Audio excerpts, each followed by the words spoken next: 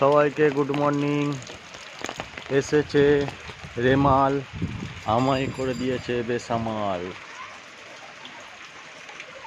খুব বৃষ্টি হচ্ছে, বাপরে বাপ।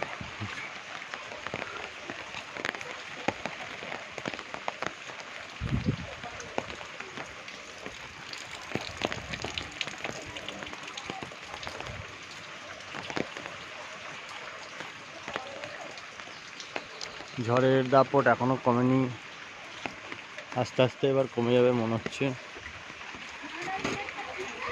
বাইরে দিয়ে বেরোতেও পারছি না, ভালো লাগছে না বাড়ির মধ্যে।